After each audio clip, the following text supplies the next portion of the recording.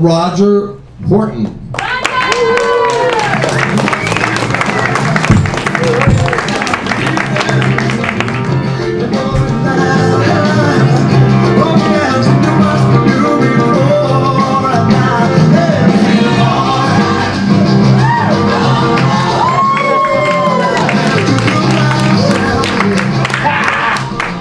Always wanted to be a snappy little dancer.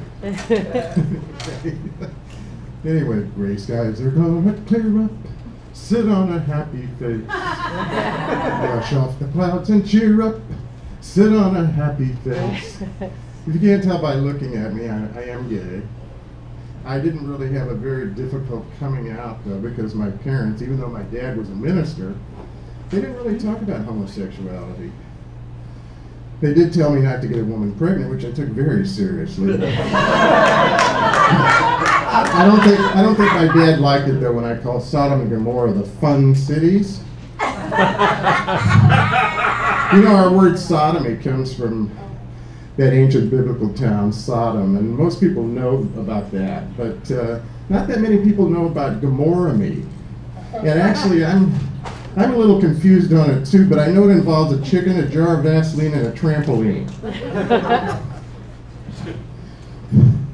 Anyway, I was, you know, back in the day, I'm not a spring chicken, but back in the day I was charged with sodomy. But unfortunately, fortunately, I was able to get a good lawyer who got that case of sodomy reduced to just following too close. And you know,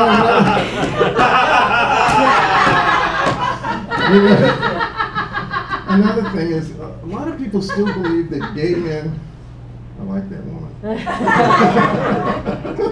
A lot of people still believe that gay men like to dress up in women's clothing. I never dress up in drag. Well, maybe a simple bra and panties.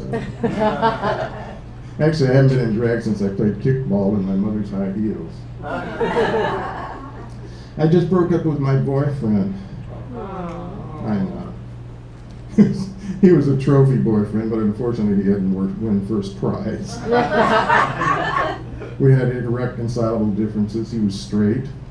You know, you women think it only happens to you that you date a man, he turns out to be gay, but it can happen in reverse as well. But I always have one on the back burner, so I've been corresponding with this English Army officer that's stationed in Afghanistan. He wants to retire from the Army and relocate to Southern California. I guess I know where he wants to stick that AK-47. I'll be using my knees for earmuffs. Now there's another topic that isn't talked about very much, and that is chubbies, like me, and chubby chasers, those that admire them. I had a relationship with a chubby chaser. At least he needed me. No, not like that, like a bread dough. You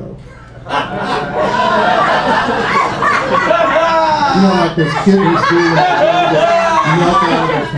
I don't want to be a fetish. I'm sick of it. I'm tired of being a fetish.